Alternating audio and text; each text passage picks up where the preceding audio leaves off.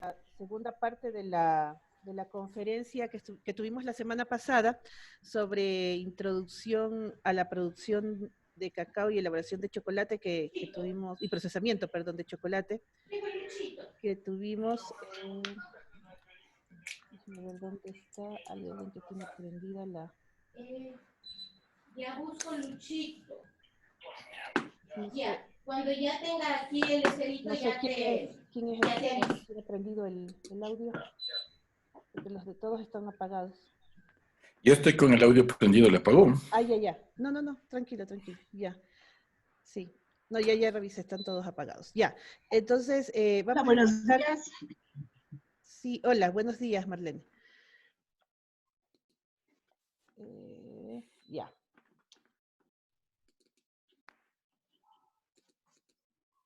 Ya. A ver. Entonces, vamos a empezar el día de hoy con la segunda parte, como les comentaba. Ya estamos un buen grupo en la sala. Entonces, vamos a empezar primero con Marco, el doctor Marco Lazo, profesor de la Universidad de la SUAY, compañero de la carrera de Ingeniería en Alimentos. Y el doctor Marco Lazo es ingeniero en alimentos de la universidad y tiene un doctorado en biotecnología de alimentos. Y vamos a dar la conferencia que vamos a tener, primero, la primera parte es sobre la parte funcional de los productos que tiene el cacao. Vamos a tener esta charla, es cortita, y de ahí vamos a continuar con Jaime también, y vamos a tener un poco como un conversatorio, ¿no? Haciendo preguntas. Las preguntas las pueden hacer en el chat, nosotros la vamos revisando y vamos pasándole para que no haya mucha interferencia con el sonido, ¿sí? Entonces la podemos ir haciendo aquí en el chat y yo les ayudo pasando las preguntas a los dos expositores, ¿sí? Muy bien, más o menos vamos a estar cerca de una hora y finalizamos la conferencia, ¿sí?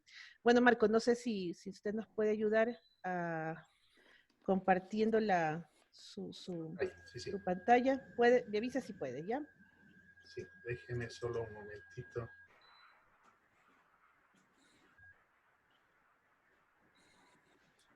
Sí, está ahí. Lo ven, ¿verdad? Sí, ya, ahí está. Hola, muy buenos días.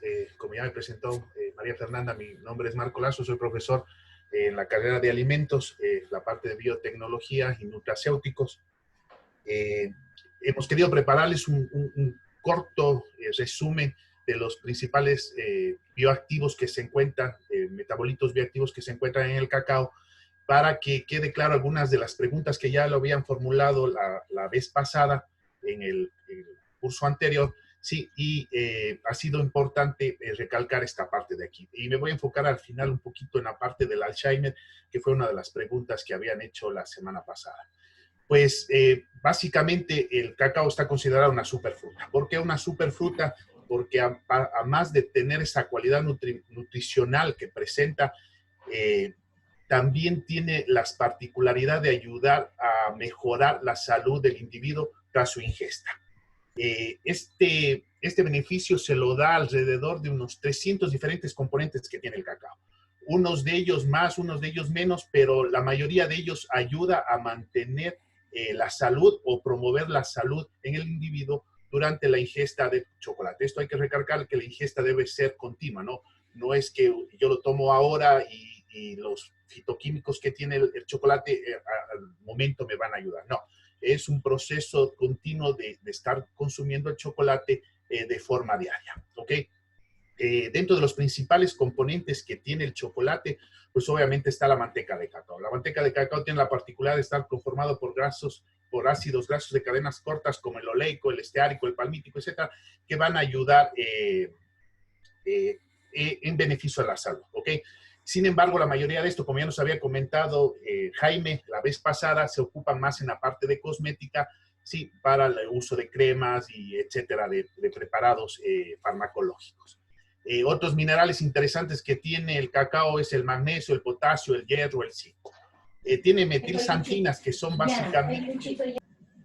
básicamente esteroides, alcaloides ¿sí? Que tiene la particularidad de interferir en el sistema nervioso central, ¿sí? Y tiene muchas particularidades ya y propiedades para tratar ciertas patologías. Entre ellos tenemos la teobromina, la cafeína, y uno de los compuestos que más cantidad tiene el chocolate y del que más estudios se ha realizado durante todos estos últimos años es básicamente los polifenoles. Los polifenoles son los que están más relacionados a los beneficios que el chocolate da a la salud humana. Sí, tenemos otros compuestos también interesantes como la fibra, que ya nos había comentado la vez pasada también Jaime en la parte de cuando se hace el pelado del chocolate luego del tostado. Muchos de esos se puede obtener una fibra que puede ser que tener muchos beneficios a la salud. Tenemos tiramina, triptófano, serotoninas, etcétera, etcétera. Muchos de estos compuestos, ¿ok? Pero básicamente, como les había mencionado, los polifenoles son la parte más crucial del chocolate y representan un valor muy alto dentro del grano, en el peso del grano ya como tal. Sí, básicamente los polifenoles están divididos en tres grupos en los que mayor cantidad existe en el chocolate, como son las catequinas, que representan alrededor del 37%. Y una de ellas, la más importante, es la epicatequina, que representa el 35% de ese valor, ¿ok? También tenemos las protocianinas oligoméricas, que representan alrededor de un 58%, y de los antiocianinas, que son los pigmentos que dan ese color violeta al chocolate, y que se encuentran alrededor de un 4%. Sin embargo, también existen flavonoles, flavonas, ácidos fenólicos como el acético, el cafeico, el ferúlico, etcétera, que también nos van a ayudar en ciertos procesos y beneficios a la salud. Como podemos ver aquí, el cacao es uno de las frutas y de las plantas que más concentración de polifenoles tiene en su ave. Esto puede llegar alrededor del 6 gramos de su peso, ¿no? Del peso total del chocolate como tal. Sí, obviamente esto es muy alto para una fruta como tal, ¿sí? El contenido de fenólicos dentro de las semillas va a depender básicamente de ciertos, de la variedad, de ciertas características, como por ejemplo la variedad del grano, ¿sí? El genotipo que presenta el grano va a determinar qué cantidad de fitoquímicos puede o no puede acumular la planta. Entonces, el trinitario, el forastero, el cacao nacional, van a variar, sí, va a variar. O sea, el genotipo, dependiendo qué tipo de grano o qué variedad, perdón, de grano se ocupe, va a tener mayor o menor concentraciones de fitoquímicos la planta. También esto se va a dar de acuerdo al origen, a las condiciones de cultivo, de dónde se cultivó, de dónde se cosechó el chocolate, ¿sí? Humedad, calor, temperatura, índice de radiación, etcétera, van a influir directamente en cuanto la planta va o tiene la capacidad de generar estos polifenoles. Además, los tratamientos post cosecha también influyen mucho y dentro de eso ya vamos a ver el proceso de beneficiado. Sin embargo, tiempos de almacenamiento durante la prefermentación, en lo que se refería a Jaime la vez pasada, que decía que primero el CN51, por ejemplo, tiene mucha pulpa y se le deja un poco que esta se pierda para poder hacer el proceso de fermentación. Todo ese tipo de procedimientos post cosecha van a lograr que las cantidades de polifenoles o de otros fitoquímicos disminuyan o se mantengan durante estos procesos, ¿sí? Básicamente se sabe que estos procesos van a lograr una pérdida de alrededor del 8% de la cantidad total de fenólicos o polifenoles que tenemos aquí. Sin embargo, y obviamente el proceso de beneficiado del chocolate va a tener una incidencia muy fuerte en la cantidad de polifenoles, ¿sí? Entonces, se ha visto que, por ejemplo, el tostado, en el desgrasado, la molienda, alcalinizado, el conchado, va a depender mucho del tiempo y las temperaturas que se apliquen a estos procesos, ¿sí? Mientras más altas sean las temperaturas, obviamente, y más largos sean los procesos, la afección a estos polifenoles o a los bioactivos presentes en el chocolate van a ser afectados. Sí, en la parte de la fermentación, estos procesos, a través de procesos bioquímicos, sí, que ya les voy a comentar más adelantito, pueden afectar en mayor manera esta cantidad de polifenoles. Básicamente los van a reducir, los van a transformar en otro tipo de metabolitos ya condensados, etcétera, que van a lograr una importante pérdida a través básicamente de la lexibilización o de otros procesos, ¿sí? Básicamente aquí podemos perder hasta el 93% de las antiocianinas, ¿sí? Y básicamente se dan a través del proceso de la enzima polifenol oxidasa. Cabe recalcar que estos procesos de condensación y de transformación de muchos de estos polifenoles también van a ayudar al aroma y al color del chocolate, ¿sí? Y básicamente la formación de los taninos, ¿sí? De los taninos es la que le da ese pigmento ya color marrón. Es un pigmento, el tanino es insoluble en agua y le va a dar este color característico del chocolate, este color marrón del compuesto. Como ya les decía, la epicatequina es uno de los polifenoles con más presencia en el chocolate y es el que más incidencia en salud o está relacionado con la salud, de los beneficios de salud que provee el cacao. Sí, y este puede llegar a perderse alrededor de un 10 y un 20% durante estos procesos. El secado también es muy importante, ya les había dicho al principio, por ejemplo, cuando se deja al grano al sol, sí, los polifenoles pueden verse afectados muchísimo, pueden perder incluso el 50% de epicatequina, pasando de 40 miligramos a 22 miligramos. Por eso es muy importante que los procesos de beneficiado del chocolate estén o se promueva a hacer que sean estandarizados. ¿Para qué? Para poder evitar esta pérdida de fitoquímicos que redundarían al final en la calidad del chocolate en su parte nutricional. Sí, como les había dicho, a temperaturas muy altas y procesamientos muy largos, obviamente se van a tener problemas en la cantidad de polifenoles que podemos encontrar ahí. Ya Jaime, le pediré que nos ayude luego. Esta parte de la alcalinización en los procesos que se dan del chocolate es una de las que más afecta la cantidad de polifenoles presentes en el cacao. La parte también del tostado también afecta. Si ustedes podemos ver aquí, podemos ver algunas temperaturas de 127 a 181 grados centígrados, ¿sí? Y dependiendo del incremento de los polifenoles crecen. Aquí podemos ver que de alrededor de 1953 microgramos por gramo a temperaturas de 127, si se ocupan temperaturas de 181, esto puede disminuir hasta 5 veces su valor. Sí, de ahí que es importante poder mantener rigurosos controles. ¿Sí?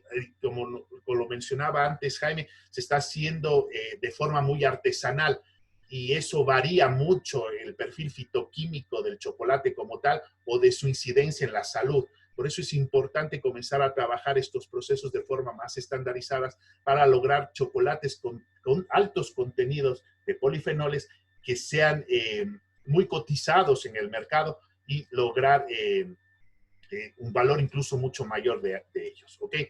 Básicamente los polifenoles están relacionados con enfermedades,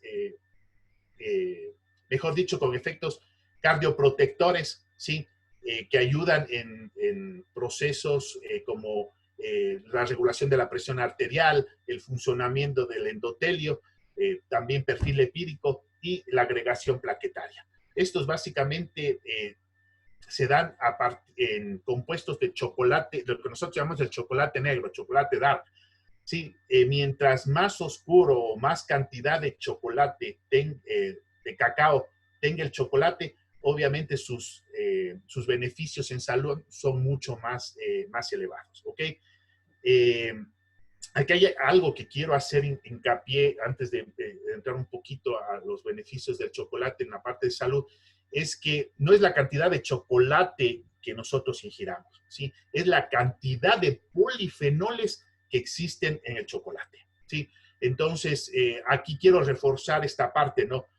Por eso es importante hacer un buen manejo del chocolate, tanto en la parte de cultivo, en la parte de post cosecha y en la parte de la generación del cacao beneficiado, para mantener la mayor cantidad de polifenoles. Obviamente esto se va a dar, y como ya lo dije, también por el tipo de cacao que se tenga, también por las condiciones de clima, almacenado, etcétera, etcétera. Sí, entonces es importante hacer el perfil de este chocolate, de qué lugar proviene, con el proceso tecnológico que se hace, para tener un mayor y claro panorama de los compuestos fenólicos y cómo estas concentraciones pueden ayudar o no en los distintos procesos de salud. Es lo que les había mencionado en lo anterior. ¿Ok? Básicamente, quería enfocarme esta última partecita en... Alguien preguntó la vez pasada que cómo el chocolate podía ayudar al Alzheimer. Pues básicamente la mayoría de las investigaciones que se han hecho lo dan a que tiene efectos contra la neurotoxicidad de la proteína beta-amiloide. Sí, esta proteína beta-amiloide es la que está relacionada básicamente a los problemas de acumulación de esta placa amiloide en las neuronas, y que son las que normalmente producen o se supone que son las que actúan para presentar los problemas de Alzheimer. Sí, esto también está asociado a una serie de beneficios que tiene el chocolate en cuanto a que los fenólicos son antioxidantes por excelencia, entonces ayudan obviamente a disminuir la acción que tienen estos compuestos oxidantes, ¿sí? en las células, ¿sí? También, obviamente, se relaciona con la depresión, y básicamente la mayoría de estos beneficios también están dados por la presencia del óxido nítrico, que el chocolate promueve, ¿sí? Una mejor biodisponibilidad del óxido nítrico en nuestro organismo, lo que ayuda sin duda sabiendo que el óxido nítrico es un neurotransmisor y además es un vasoconstrictor. Pues esto es básicamente lo que les quería presentar en estos 10 minutos más o menos aproximados sobre los principales compuestos del chocolate fenólicos y sus efectos en salud. Si Dios quiere, pues en algún momento podríamos hacer una charla ya netamente encaminado a estos procesos. Muchas gracias. Gracias, Marco. Muy interesante esta parte de los compuestos que contiene el cacao, que principalmente pues son, por eso el chocolate, el cacao se convierte en un alimento funcional, ¿no? Una consulta rápida antes de pasar con Jaime. Si tuviésemos que, esto fue una pregunta que quedó de la otra vez, ¿cuántos miligramos por día se deberían consumir para las enfermedades cardiovasculares? No sé si Marco nos puede ayudar con... Le prendo el audio, Marco, porque no está el... Prende el audio. Ya. Ok, pues no hay un consenso exacto de la cantidad en miligramos de los polifenoles que deberían de consumirse para tener un efecto. Se habla desde 175 miligramos a 900 miligramos al día. Sí, bueno, eso va a depender también a qué tipo de afección se quiera uno dirigir. Por ejemplo, para bajar el LDL, el colesterol, se estima que con 100 gramos de chocolate, sí, que tenga una concentración de 500 miligramos al día de polifenoles, se podría lograr una disminución del LDL. Y ya digo, por ejemplo, para deportistas se estima que hasta 900 miligramos podría ser lo adecuado. Por ejemplo, para activar el óxido nítrico, se sabe que entre alrededor de 500 a 900 miligramos podría ayudar a una mejor evaluación. Bueno, en fin, es muy amplio los estudios que se tienen, y dependiendo obviamente de la enfermedad a la que se quiere prevenir o que se quiere tratar, pues obviamente va a diferir. Pero más o menos está entre 175 a 900 miligramos y un consumo de 100 gramos de chocolate con alrededor de 500 miligramos podría ayudar muy bien a estos procesos cardiovasculares. Ya. Marco, antes de seguir, una consulta más me tenían aquí, me pregunta Marlene que sí, para el beneficio de la nos decía que para el beneficio de la salud, y nos decía que hay un proceso de ingestión, y si le puede decir algo acerca de ese tema de la ingestión. Proceso de ingestión. Es pues el chocolate obviamente, dependiendo de cómo esté elaborado, va a tener una forma diferente de ser absorbido en nuestro organismo.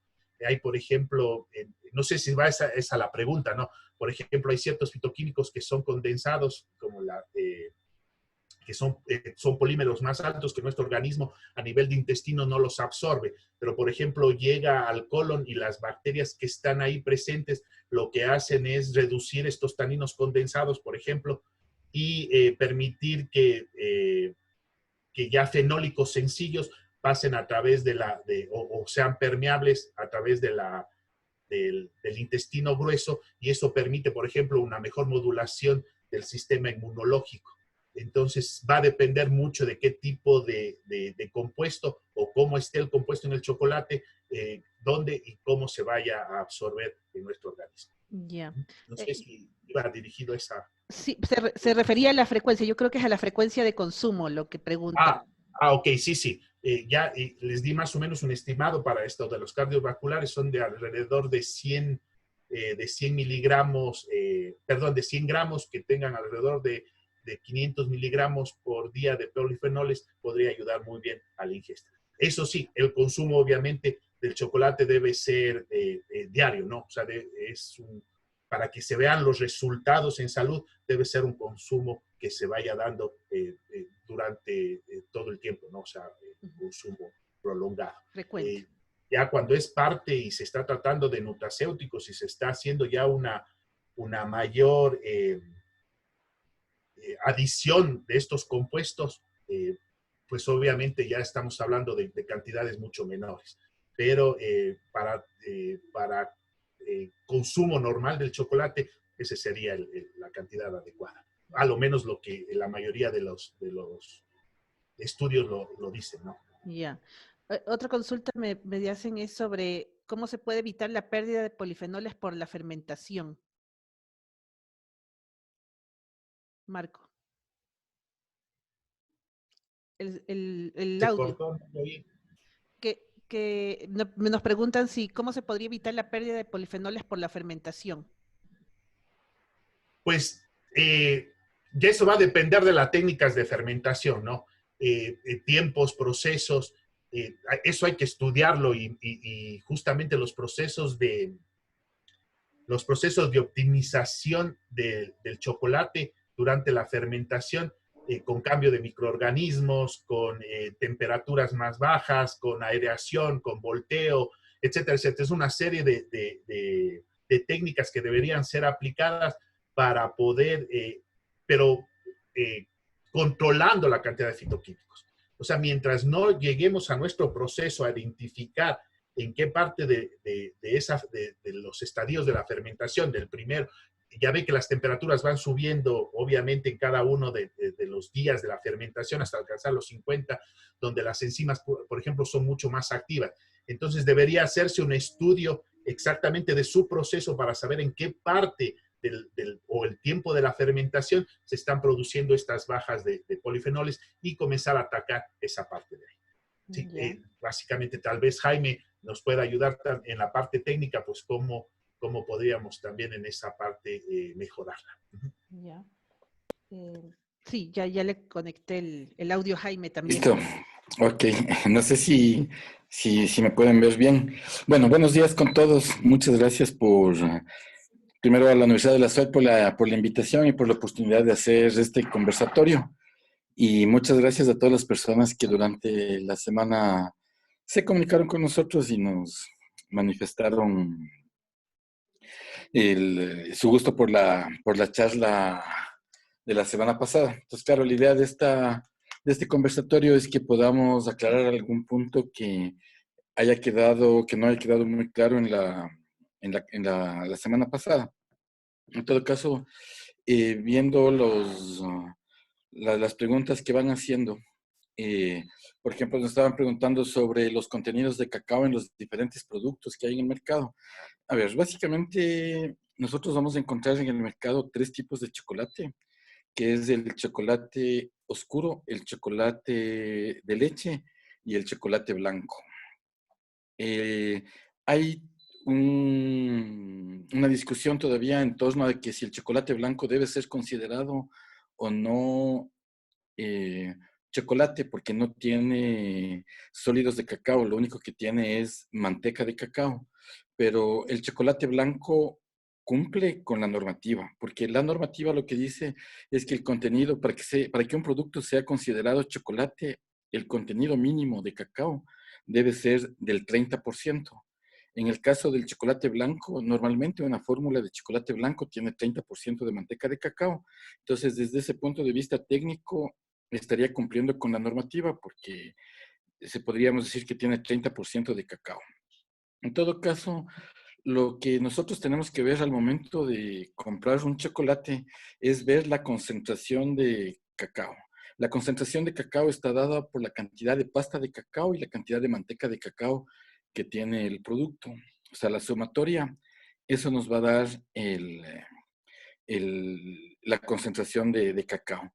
Y la diferencia hasta llegar al 100 es esencialmente azúcar. Entonces, en un producto, en un chocolate que sea, por ejemplo, 70%, tenemos que 70% es cacao y 30% básicamente sería azúcar. Por eso es que los nutricionistas, los médicos nos recomiendan que el consumo de chocolate, en lo posible, debe ser siempre un chocolate que tenga más del 70% de cacao. Mientras más elevada sea la concentración, más, más saludable va a ser el chocolate. Entonces, eso, digamos, es importante tomar en cuenta, ¿no? Que mientras más oscuro, más concentrado, más saludable es, y es principalmente porque tiene menos azúcar. Ahora, en cuanto a cuánto deberíamos consumir de chocolate al día, digamos, eh, un, no hay como una restricción en cuanto a decir que si comes 100 o 200 gramos te va a hacer daño.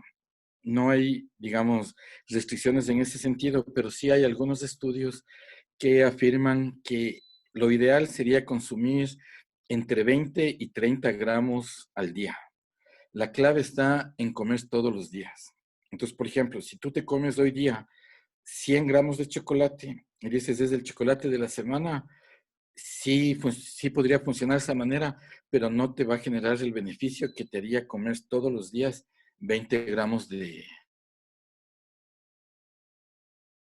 Eso habría que tomar en cuenta. Recuerden siempre, mientras más oscuro, más saludable es más saludable el cacao. Otra persona nos preguntaba, dice, para el cacao en polvo, dice, mejorar la solubilidad, ¿qué procesos durante la transformación se debe tomar en cuenta? El polvo de cacao naturalmente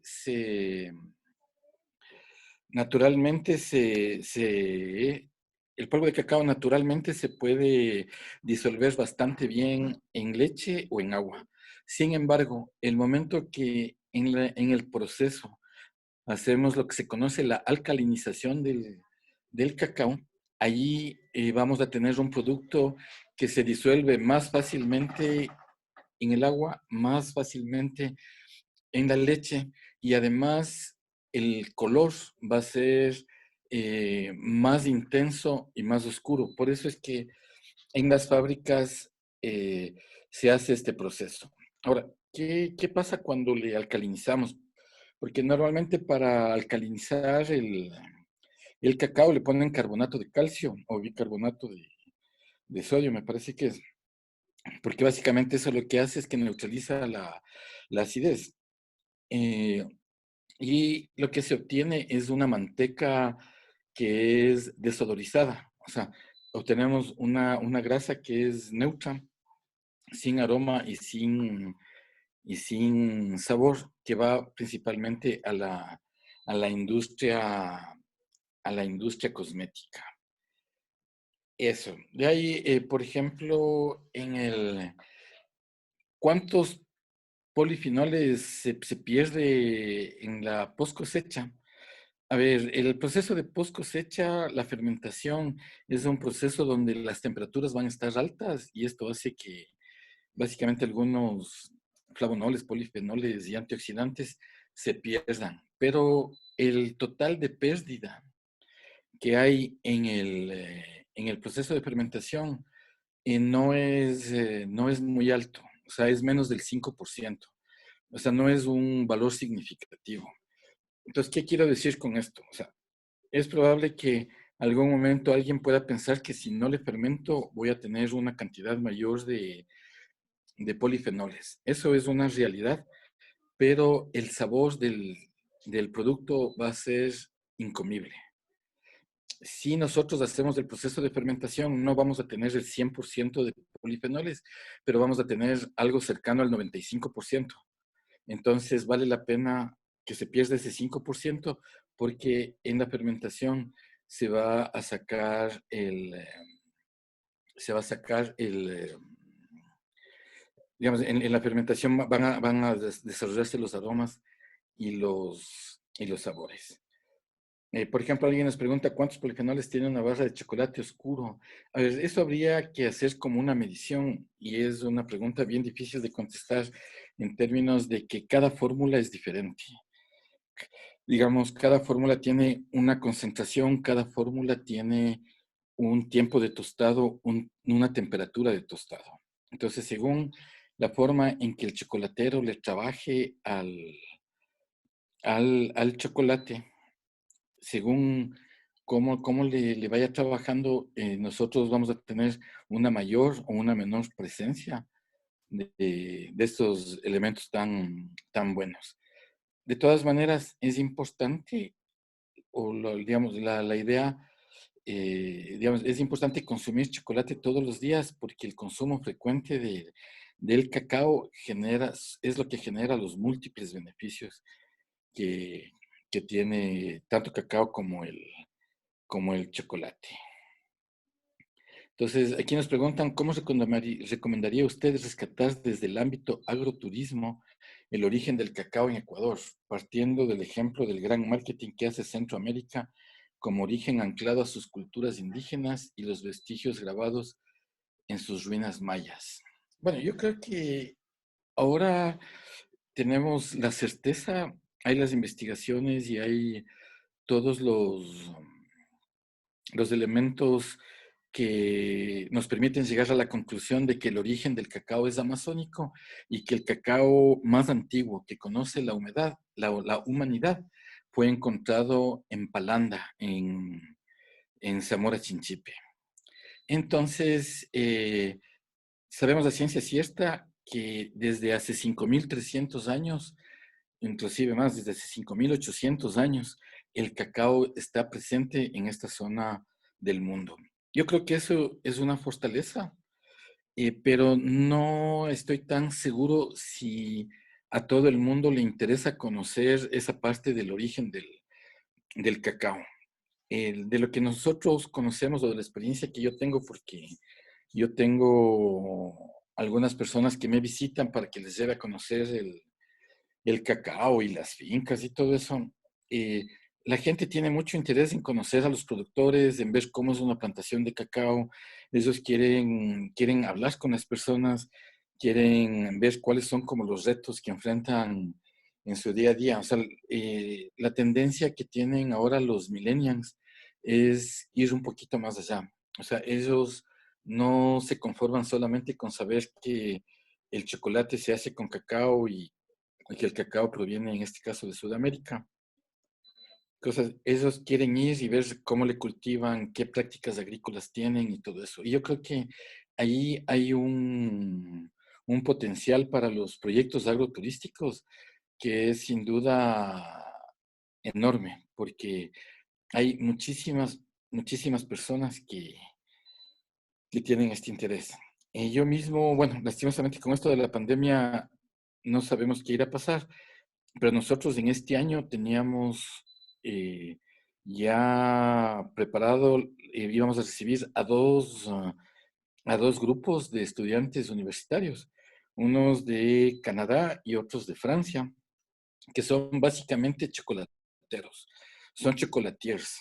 Entonces ellos hacen maravillas y conocen a fondo el chocolate, pero ellos conocen de la barra de chocolate hacia adelante.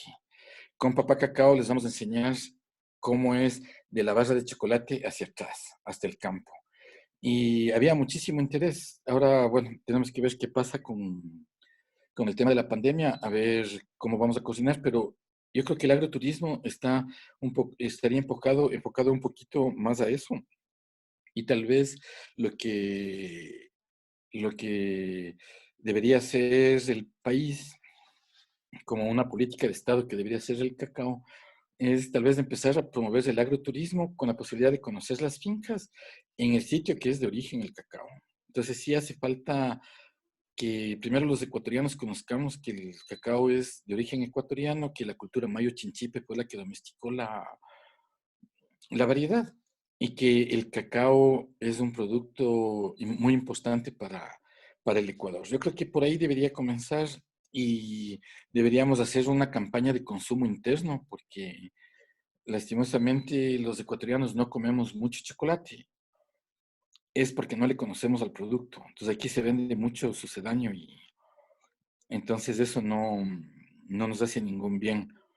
Entonces debería haber, por ejemplo, en el programa de nutrición infantil, ahora que están repartiendo raciones alimenticias, debería estar incluido chocolate ahí por todos los beneficios que se tiene. Aquí otra persona espero que con eso, Francisco, esté satisfecha tu inquietud. Freddy nos está preguntando, ¿las características climáticas de Cuenca se pueden considerar óptimas para la manufactura del cacao o cuáles serían las óptimas? A ver, eh, el procesamiento del cacao, o sea, es decir, ya la elaboración de los productos de cacao y de chocolate en particular, es mejor cuando se lo hace en altura. No es casualidad que la planta que tiene Ferrero en el Ecuador esté ubicada en Tumbaco, muy cerquita de Quito. El tema de la presión atmosférica, el tema de la altura, contribuye en varios aspectos a obtener un mejor producto. Entonces yo creo que Cuenca tiene las características,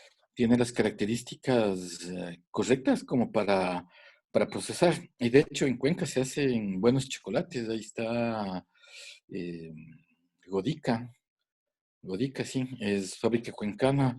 Conozco unas 2 o 3 fábricas cuencanas, se hace un muy buen chocolate artesanal. Entonces yo creo que las condiciones son las correctas. Y de ahí habría que solucionar más bien siempre, no solo en Cuenca, sino en cualquier parte, los temas de logística. Esos generalmente son un poco más complicados que los otros. Marcel nos pregunta si se realiza la alcalinización, ¿perdería sus propiedades de cacao en polvo? No, básicamente cuando se alcaliniza, como les mencioné al principio, el polvo de cacao más bien se vuelve más versátil, tiene mejores propiedades y básicamente se diluye muy fácilmente y da un mejor color a las bebidas y a las masas cuando se usa en repostería. Correcto. Eso. eh, Pregunta por el micrometraje también. ¿Cuál debería ser el rango ideal de micrometraje? Ya, bueno, el tema de las micras, eh, el estándar internacional es menos de 20 micras. O sea, digamos, el máximo permitido es 20 micras. ¿Cómo determinamos eso? Eh, existe un aparatito que se llama micrómetro, que es el aparato que sirve para medir las micras. Pero estos aparatos, como aquí en el Ecuador, es difícil de conseguir. Y no hay un método criollo. El método criollo es coger un poquito del chocolate derretido, digamos cuando está haciéndose, ¿no? Entonces en la máquina refinadora está, entonces podemos sacar una muestrita, nos ponemos en el labio, que es una de las partes del cuerpo más sensibles que tenemos. Y si notamos que está cremoso y fluido como un lápiz de labio, quiere decir que está listo y que está en menos de 20 micras. Si por el contrario nosotros nos pasamos el chocolate por el labio y sentimos todavía como la presencia de una ligera arena o unos granitos ahí, quiere decir que falta un par de horitas más todavía. Para que tengan la referencia, un grano de sal tiene 90 micras. El chocolate, la partícula de chocolate debería tener al menos 5 veces menos que eso. Rafa dice, según investigaciones es de origen amazónico, no específicamente de Ecuador. Sí, eso lo dijimos la semana pasada también. Yo siempre manifiesto que el cacao es de origen amazónico y que el cacao más antiguo que se ha encontrado, que la humanidad conoce, es el que se encontró en Palanda, Morona, Santiago, que eso actualmente es territorio ecuatoriano. Entonces, claro, la cultura mayo chinchipe es una cultura que estuvo asentada en el suroriente del Ecuador, en el suroriente de Colombia, nororiente del Perú. Toda esa zona de la región amazónica es la zona de origen del cacao. Entonces, sí, el cacao es sudamericano y amazónico, ¿no? Y aquí me preguntan, dentro del Ecuador, por su experiencia, ¿dónde se encuentra el mejor cacao, ya sea por aroma, sabor y otras características? Muy buena pregunta, Alexander. Mira, la fortaleza del cacao ecuatoriano está en los sabores y en los aromas, que son únicos e irrepetibles. Y en el Ecuador tenemos un ecosistema muy favorable para la agricultura y especialmente para el cacao. O sea, no es una casualidad que en el Ecuador se cultive el mejor cacao, el mejor cacao del mundo, el mejor banano del mundo, las mejores flores, frutas, etcétera. Es por nuestra posición geográfica y todo eso. Ahora, dentro del Ecuador se producen, hay al menos unas 8 o 9 regiones que tienen cacaos que tienen sabores eh, únicos e irrepetibles. Entonces, eh, ¿cuál es el mejor cacao? Depende de cuál es el mercado al que vamos a atender.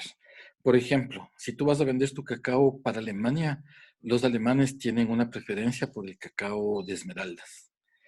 Si vas a vender, por ejemplo, en Francia, a los franceses les gusta un poco más el cacao que viene de la zona de Vinces y un poquito de la zona de Manabí, la parte de Poza Honda, por ejemplo. Eh, para los belgas, para los españoles, para los italianos, ellos prefieren a veces cacao manabita. Entonces, según donde esté cultivado el cacao, vamos a tener unas notas y perfiles de sabor más marcados. Entonces, creo que mencionamos en la charla anterior la tarea que tiene que hacer el gobierno, y yo creo que hay las bases para eso, es que debemos hacer unas denominaciones de origen o unas indicaciones geográficas. Eso nos daría unas potencialidades o facilitarían la comercialización. Eso es, nos permitirían comercializar mejor nos parecerían comercializar mejor el cacao y, y cada cliente podría encontrar mejor qué cacao le gusta. Entonces, cuando hablamos de cuál es el mejor, es tal vez cuál es el que más te gusta, la mejor respuesta. Rafa nos dice que puede ser de Colombia, Venezuela, Brasil y Ecuador. Los estudios de carbón 14 así lo indican. Es correcta la reflexión, la referencia es la equivocada. Los estudios de carbono 14 hacen referencia a la edad de los vestigios arqueológicos que se han encontrado. Pero sí, la cultura mayo-chinchipe estuvo asentada en Sudamérica, más o menos en los territorios de Colombia, Venezuela no, o sea, Colombia, Perú, eh, Ecuador, un poquito de Brasil, básicamente de lo que yo conozco. Sin embargo, son estudios que están haciéndose, entonces a lo mejor esta cultura estuvo un poco más extendida. Si aquí literatura podrían recomendar para emplear y profundizar sobre la química del cacao y del chocolate. Bueno, yo creo que Marco nos puede ayudar con esta respuesta un poco más adelante. En su experiencia, ¿cuál es el talón de Aquiles de los productores cacaoteros en América Latina? Saludos del Brain, Perú. Muchos saludos al Perú. Yo he estado por ahí en varias ocasiones. Conozco el Brain. Sí, a ver, yo creo que el principal talón de Aquiles que tenemos los latinoamericanos, los productores, es básicamente que hay una tendencia marcada a trabajar de manera individual. Eh, las experiencias de comercialización asociativa que se han podido desarrollar han sido exitosas y ellos están hoy comercializando, hoy están comercializando de forma directa, exportando no solamente los ecuatorianos, los peruanos también, hay organizaciones colombianas y en todos los países hay organizaciones, tenemos un buen ejemplo, por ejemplo, en Bolivia, el Ceibo, que ellos tienen inclusive una fábrica. Entonces yo creo que la debilidad está siempre cuando queremos trabajar por nuestra cuenta. Creo que una debilidad que tienen los productores también es que a veces no digamos, yo creo que el productor debe considerar que su finca es una empresa, o sea, porque de eso vamos a vivir. Entonces, una empresa requiere inversión. O sea, nosotros tenemos que gastar una plata en fertilización, en hacer la poda anual, en la limpieza, en el control de enfermedades. Esa es la inversión. Y una empresa debe generar una ganancia, debe generar una utilidad. Entonces, después de la cosecha, cuando, cuando vendemos nuestro producto, nosotros vamos a tener una ganancia o una pérdida, según como hayamos trabajado. Entonces, un segundito, por favor. Cerrando la apuesta, por favor. Entonces, digamos, al hacer el balance anual, nosotros debemos generar una utilidad. Y para generar una utilidad, debemos enfocarnos en la productividad. Entonces, yo creo que el productor, la mayor parte de las veces, se enfoca en el precio. Y si hay un buen precio, le pone un poco más de fuerza al trabajo. Si el precio está malo, se desmotiva y se descuida del trabajo. La clave es producir más. Cuando tú produces más, en el momento que tú eres más productivo, no importa el precio, porque tienes una productividad tan alta que te defiende cuando el precio baja y que te beneficia enormemente cuando el precio está alto. Yo creo que yo voy a tratar de preparar una charla sobre todo esto, lo que es la productividad y cosas para poder profundizar un poco en estos conceptos, porque se requiere como un poco más de tiempo para estos temas. Aquí me preguntan sobre el CCN 51. ¿Cuál es la fortaleza del cacao CCN 51 con respecto a otros tipos de cacao? A ver, en el Ecuador tenemos dos variedades dominantes. La una es el cacao nacional fino y de aroma, la otra es el CCN 51. Yo siempre, cuando salgo del país y cuando presento mis charlas dentro y fuera del país, siempre con orgullo digo que el Ecuador tiene las dos mejores variedades de cacao que existen. Tenemos el cacao nacional fino y de aroma, que es el ideal para hacer los chocolates. Tenemos el CCN 51, que es ideal para la industrialización. El CCN 51 tiene grandes fortalezas. A ver, primero que es un desarrollo de un científico ecuatoriano, el doctor Romero Castro. Lastimosamente él murió en un accidente tránsito y murió joven y no se pudo continuar la investigación. Pero es una excelente variedad, o sea, no alcanza las características de un cacao fino, pero es un cacao corriente de excelente calidad, de excelente sabor.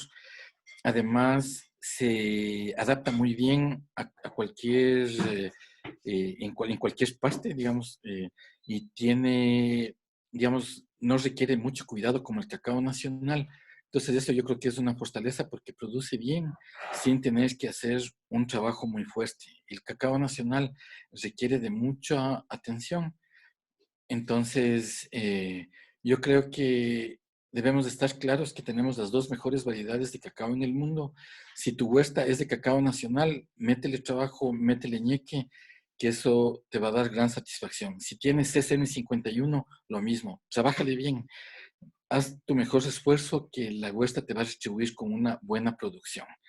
Entonces recuerden, los dos mejores cacaos del mundo están en el Ecuador. Aquí nos dicen, ¿qué tipo de productos alternativos se pueden desarrollar con la cáscara de cacao para la elaboración de chocolate? ¿Qué ingrediente alternativo al azúcar se podría utilizar? Son dos preguntas. Listo, Marcel.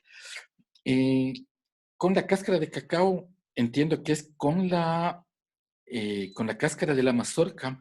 Hay proyectos que se están utilizando que están utilizando la cáscara de la mazorca del cacao para la obtención de pectina.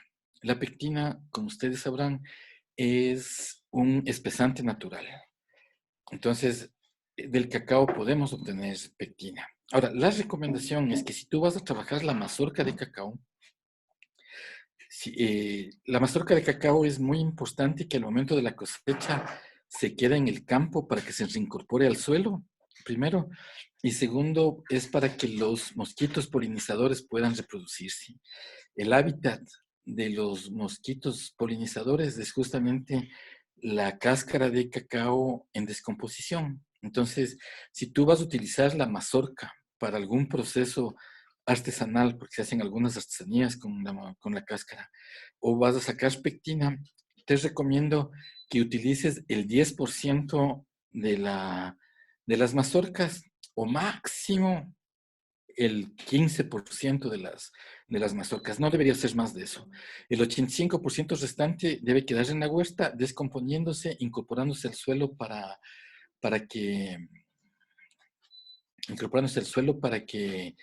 se recuperen los nutrientes y dándole un hogar y un espacio adecuado para que los mosquitos polinizadores puedan reproducirse. Dice, para la elaboración de chocolate, ¿qué ingrediente alternativo al azúcar? Una pregunta muy frecuente. Nosotros en los cursos del grano a la barra que organizamos damos algunas alternativas de cómo reemplazar el azúcar. Entre esos hay productos como el maltitol, está la stevia, está la miel, está la panela. Hay algunas alternativas. Yo creo que lo que hay que tomar en cuenta cuando vamos a reemplazar el azúcar es que todos los edulcorantes son también saborizantes y que nosotros hemos crecido comiendo azúcar y cuando nos cambian el azúcar se nota y sentimos raro. Entonces, hay veces que uno prueba un chocolate, entonces dicen, dice, está con un saborcito raro. Dice, de ser que le han puesto panela. Preguntas, ¿cómo le endulzaron al chocolate? Y se le pusimos panela. Más saludable, claro, más saludable, pero tiene un saborcito raro a panela. Cuando le pones stevia, más todavía. Entonces, tal vez lo que funciona muy bien para reemplazar el azúcar es el maltitol, que es un edulcorante no calórico apto para diabéticos. Y hay otro que es el aspartame, que es un producto químico, que es un edulcorante no calórico, también apto para diabéticos, pero es un producto químico. Entonces yo creo que eh, hay que pensar bien si vale la pena o no vale la pena reemplazar el azúcar. Me imagino que esto es pensando en los diabéticos. Entonces, para los diabéticos hay buenas noticias. Primero porque hay unos chocolates riquísimos que son para diabéticos, porque los chocolates para diabéticos son de alta concentración de cacao. Nosotros en Papá Cacao hacemos chocolates hasta del 95% para clientes diabéticos. Y ellos se comen un cuadradito cada día y viven felices. Entonces, un chocolate con alta concentración ayuda mucho para el problema de la diabetes y el poquito de azúcar que se ingeriría en una tableta es tan pequeñito que no le genera ningún problema a la persona con diabetes. De acuerdo, espero que haya quedado satisfecha la pregunta. Dice, ¿cuál es la diferencia entre un cacao de aroma y un cacao con denominación de origen? A ver, son dos parámetros distintos. El cacao fino y de aroma es, digamos, en el mundo hay, como les dije la semana pasada, hay dos tipos de cacao. Hay los cacaos corrientes, que es del 95% de la producción. Hay los cacaos finos, que es el 5% de la producción. De ese 5%, el Ecuador produce el 65%, que es cacao fino y de aroma. Entonces son dos virtudes. Es cacao fino, pero también es aromático. Esa es la primera cuestión. La denominación de origen, en cambio, es una clasificación que toma en cuenta tres parámetros. Toma en cuenta primero un parámetro genético. O sea, ¿cuál es la variedad? ¿Cuál es la genética de ese cacao? Número uno. Número dos, toma en cuenta los factores agroecológicos. O sea, cuál es la altura, el nivel de lluvia, el nivel de luminosidad, nivel de humedad, etcétera. Entonces, por eso la denominación de origen hace referencia a una circunscripción geográfica determinada, donde hay unas condiciones ambientales particulares en la cual hay una variedad genética que está perfectamente adaptada. Esos son los dos primeros factores. Y el tercer factor adicional, en cambio, tiene que ver con las personas, con las costumbres, con las labores que hacen los productores que pueden marcar una diferencia para el tema de los sabores y del cacao. Entonces, tal vez esto último resulta un poco subjetivo, pero es más práctico de lo que nos imaginamos. Por ejemplo, en la provincia de Esmeraldas, cuando hacemos la cosecha, muchos productores, cuando van a partir la mazorca, le dan un machetazo en diagonal, en el medio de la mazorca, y moviendo la hoja del machete le abren. Esa es una opción. En cambio, en el caso de la provincia del Guayas, por ejemplo, le hacen 4 cortes. Cortan la punta, cortan la parte de atrás y dan 2 machetazos a los costados. Entonces están cortando de manera diferente. Eso es uno de las cosas que se ve dentro de lo que es ese tipo de costumbres. Influyen dentro de lo que es la denominación de origen. Entonces, al final son 2 parámetros distintos. El uno es cacao fino o corriente. Eso tiene que ver con la variedad genética. La denominación de origen, en cambio, ya es una circunscripción geográfica determinada con una genética y con unas costumbres de las personas. Correcto, espero que esté satisfecha esa pregunta. Mi estimado Jaime, desde su experiencia como papá, ¿cuándo los contactan del exterior? ¿Cuál es su carta de presentación del cacao ecuatoriano? Es decir, fincas, regiones, orígenes históricos. A ver, yo hago chocolate y mi chocolate se va fuera del país. Y mi carta de presentación es que yo trabajo con cacao 100% nacional, fino y de aroma, porque yo trabajo solo con cacao nacional.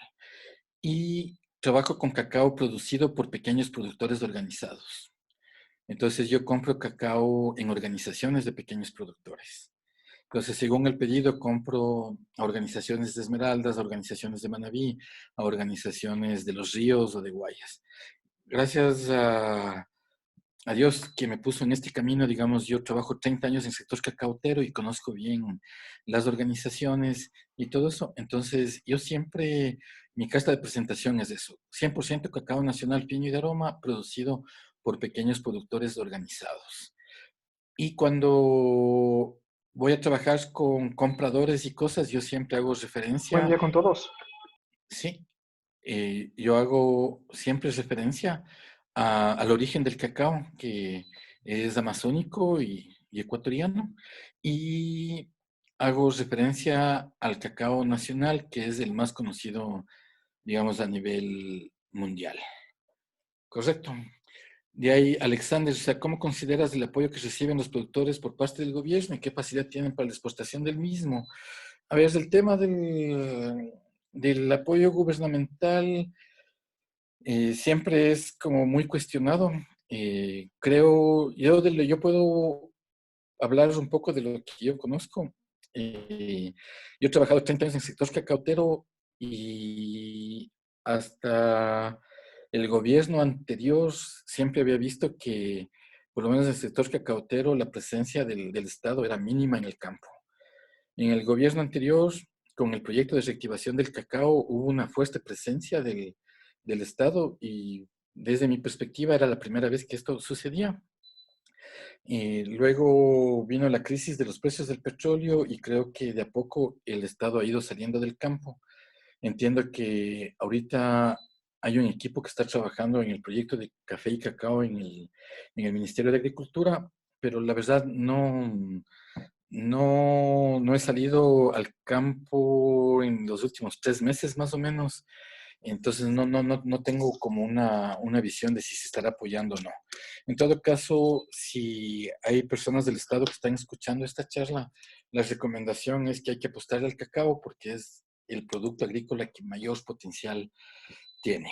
Para el tema de la exportación, exportar, lo más importante es tener el cliente y luego hay que buscar como el mecanismo para exportar porque todavía lastimosamente no tenemos un mercado libre, ¿no? O sea, aquí nosotros hablamos siempre de que el mercado que debe ser libre, o sea, o se promulgan las políticas de libre mercado, pero al momento de vender algunos productos hay cupos o hay restricciones y se ve que algunas actividades están en manos de pocas personas.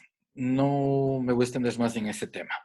Eso. Y ahí nos dice del Brahim nuevamente. No sé si solo es el caso del Perú, pero para tener una mayor producción hay que tener mayor extensión de tierra y en Perú no hay grandes extensiones. No, eso es incorrecto.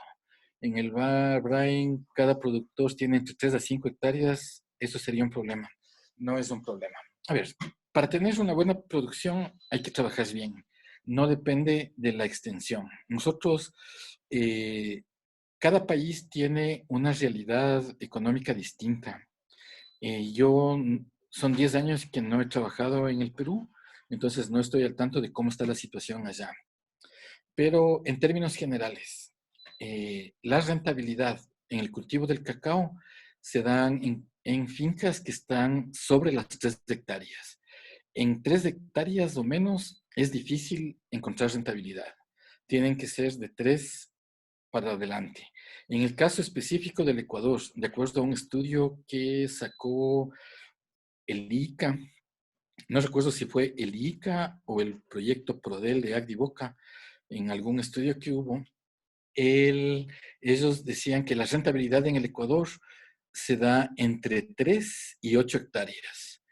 Menos de 3 hectáreas no es rentable para nadie. En el caso de Ecuador, más de 8 hectáreas era problemático porque el cacao es un trabajo familiar y normalmente el productor no contrata trabajadores. Entonces, lo que alcanza a trabajar solo físicamente son 8 hectáreas. Cuando tiene más de eso, empieza a fracasar. Con un buen trabajo, aquí hay, por ejemplo, una finca, la finca Garib, es la más productiva del Ecuador. Ellos producen 48 quintales por hectárea al año con cacao nacional. Entonces, 48 quintales por hectárea al año es una producción importante y ellos trabajan perfectamente bien. Y ese es el éxito, o sea, es que trabajan bien. Entonces, a lo que tú tengas de cacao, trabájale bien. Y para eso hay algunos métodos. A mí me gusta, por ejemplo, dividir por parcelas la finca, tener diferentes lotes y hay que ir a cada lote una vez cada 10 días. Y cada vez que entramos al lote, tenemos que hacer todo lo que hay que hacer. O sea, podamos lo que haya que podar, desbrozamos lo que haya que desbrozar, cosechamos lo que hay que cosechar. O sea, hay que ir haciendo todas las tareas. Entonces, al inicio es un poco pesado, pero después de 6 meses es un trabajo más bien liviano porque como hay la intervención, o sea, como están controlando enfermedades y todo eso, cada vez hay menos problemas. Yo voy a preparar una charla sobre esto de esquemas de cómo trabajar para obtener mejores rendimientos, pero más o menos por ahí sería la idea. Miri Bermeo nos dice que el aspartame es veneno. El aspartame está en la lista de los productos que produce cáncer, pero es un producto que reemplaza muy bien el azúcar y que está presente en muchos productos. Entiendo que en cantidades muy altas seguramente va a causar algún daño. Tal vez una mejor opción podría ser el maltitol. Dice, ¿cuál es el tiempo óptimo para refinar un cacao y obtener un chocolate de alta calidad? El tiempo óptimo. A ver, nosotros hacemos, en Papá Cacao somos especialistas en micro lotes. Nosotros somos especialistas en pequeños lotes. Entonces, cada lote es trabajado de forma individual y el cacao de óptima calidad requiere 3 cosas. Una excelente materia prima. Hay que escoger bien el cacao, tener un cacao que esté bien fermentado, seco, limpio. Número 1. Número 2, hay que tostarle bien. Hay que utilizar las temperaturas y los tiempos de tostado adecuado. Y número 3, hay que procesarle bien. Y eso incluye también el tiempo de procesado. Porque la calidad se mide desde 2 puntos de vista. Por un lado están los parámetros físicos. Ahí está el micraje, por ejemplo. ¿Qué micraje vamos a tener? Tiene que ser menos de 20 micras. Menos de 20 micras. En la parte física está el brillo del chocolate. Eso, ahí la parte de cómo suena cuando se le rompe. Todo eso, eso tiene que ver con el manejo que le hemos dado al chocolate. Y lo otro es la fórmula. Y dentro de la fórmula está el tiempo. Entonces, normalmente con una máquina refinadora de piedra, como las que yo uso y promuevo, son en 12 horas, de 12 a 14 horas tenemos un excelente chocolate con calidad de exportación. Nosotros normalmente formulamos alrededor de las 9 de la noche. Solamente la mamá Cacao y yo formulamos. Le dejamos trabajando toda la noche a la máquina y al otro día, alrededor de las 10, 11 de la mañana, estamos sacando de las máquinas. Eso en resumen. La zona costanera de Moyeturo y Chaucha, de acuerdo a su experiencia, ¿qué tan productivo y de calidad es el cacao? A ver, la zona Moyeturo es de la vía Moyeturo-Naranjal, me imagino. La parte de Chaucha, la verdad, no conozco, pero el cacao se da bien en zonas con una altura de hasta 800, 900 metros sobre el nivel del mar. Nos va a funcionar muy bien. Para que funcione bien, el principal factor es el factor humano. O sea, si nosotros les trabajamos bien, la huerta nos da una buena respuesta. Si no nos ponemos las pilas, seguramente la producción no va a ser lo que estábamos esperando. Yo voy a buscar un poco más de información sobre esta zona en particular para poder pasarles la información. Dice, ¿es bueno utilizar lecitina de soya para la elaboración del chocolate? ¿Cuáles son las condiciones de almacenamiento del cacao y chocolate? A ver, la lecitina es un productazo para el chocolate. Tanto que en Europa todo el mundo, todo el mundo utiliza. Los chocolateros europeos ponen lecitina de soya también. El problema que hay con la soya es que no hay soya natural. Toda la soya que existe es transgénica.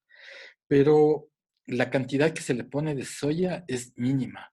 La norma nos dice que el máximo de soya es del 0,5%. Estamos hablando de 5 gramos por cada kilo. Entonces es una cantidad tan pequeña que ni siquiera la norma no exige que notifiquemos en la etiqueta. Solo podemos poner emulsificador. Por ética hay que poner, pero digamos, se podría usar. Entonces, la lecitina es un producto que es bastante bueno, es ideal para el chocolate. Hay alternativas, la lecitina de girasol, pero aquí en el Ecuador no se encuentra. Yo llevo como más de 10 años haciendo chocolate y nunca he podido encontrar en el Ecuador, entonces eso hay que traer fuera del país. Yo trabajo con lecitina de soya y me ha ido muy bien, no he tenido novedades. Las condiciones de almacenamiento del cacao y chocolate.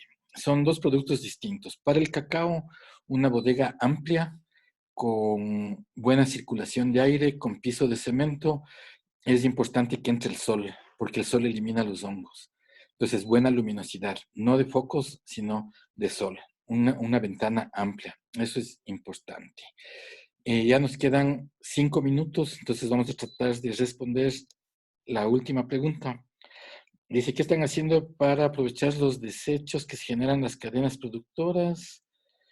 ¿Y qué tipo de refinador recomienda para moler el cacao? Esas serían las últimas dos preguntas. Si alguien tiene más inquietudes, por favor, ahí les pongo mi correo electrónico. Yo respondo, a veces me demoro un poquito, pero respondo todos los correos, siempre. Ya, gmail.com. Ahí les mando mi correo. Ya, a ver, entonces, a ver, del cacao se aprovecha todo. Nosotros en las capacitaciones que damos Papá Cacao, nosotros les enseñamos a aprovechar todo, todo, todo del cacao. De la baba se hacen vinos, jugos, licores, mieles y mermeladas. De la cascarilla del cacao se hacen infusiones, se hacen balanceados, se hacen productos para limpiar la piel. De la manteca de cacao, cosméticos y productos Casi, bueno, casi también en cacao. no se te escuchó, Jaime, parece que se cortó. Si puedes repetir la última parte. Ya, claro. Les decía que nosotros en las capacitaciones que hace Papá Cacao, nosotros les enseñamos a utilizar todo del cacao. Desde las mazorcas, las cáscaras, las cascarillas, el mucílago. O sea, nosotros pensamos que no se debe de desperdiciar nada. Yo voy a preparar una charlita y coordino con la universidad para que les podamos presentar sobre los usos del cacao, porque en Sí. realidad hay muchísimos productos que se pueden hacer. Yo no conozco de proyectos que estén promoviendo esto, pero conozco muchos ejemplos de personas que están trabajando y sacando, por ejemplo, la pectina, sacan aguardiente de cacao, sacan jugos, hay algunas cosas. Carlos Moreno nos pregunta qué tipo de refinador recomienda. Yo utilizo los refinadores, ahí se me fue la marca en este momento, son hechos en la India, son molinos de piedra que los de Spectra, sí. Los molinos de Spectra, esos refinadores, nosotros les tenemos ya por un poco más de 4 años y medio y nos ha ido muy, muy, muy bien, la verdad. Eso es lo que yo recomendaría. Bueno, en este momento ya tenemos que despedirnos. Ya ha sido las 11:15. El tiempo pasa de una manera increíble cuando uno está haciendo lo que a uno le gusta. Nos tenemos que despedir, estimados amigos. Les agradecemos a todos por habernos seguido durante esta horita y media. Las personas que tengan inquietudes de todo, estén atentos a las redes sociales de la universidad y a las redes sociales de Papá Cacao, porque a través de estos medios nosotros vamos a informar de próximas conferencias que vamos a hacer. Yo estoy preparando algunos temas y seguramente con la Universidad de la SUAY vamos a coordinar para poder llegar a todos ustedes. Ahí tienen mi correo, es jaime.freire.papacacao@gmail.com. Yo estoy siempre a las órdenes y quiero agradecerle a la Universidad de la SUAY por la invitación, por habernos tomado en cuenta. Yo aquí estoy siempre a la orden para todos ustedes. Muchas gracias. Gracias, Jaime, Marco, también muchísimas gracias. Ha sido un tema Muchas gracias bastante a Marco. interesante. Todos están, pues, creo, aquí por la cantidad de preguntas y por las felicitaciones, pues les agradecemos mucho la presencia.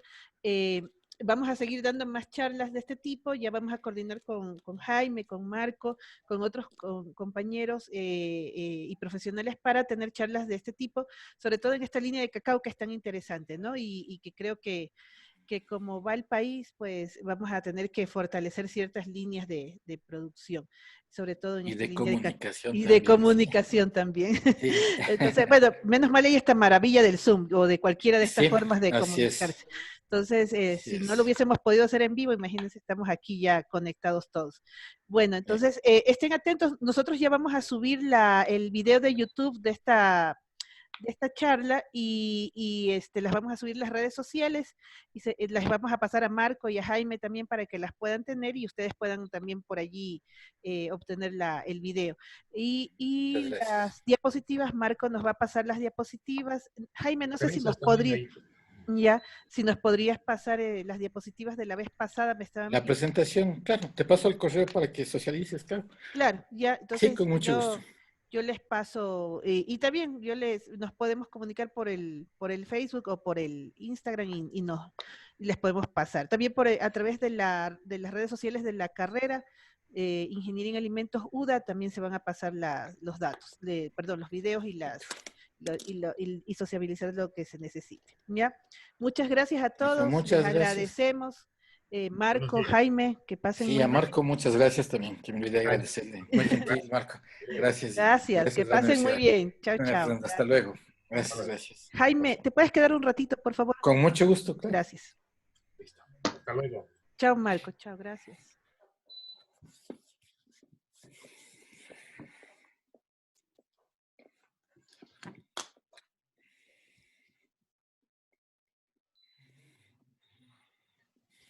¿Cómo has pasado? ¿Todo bien?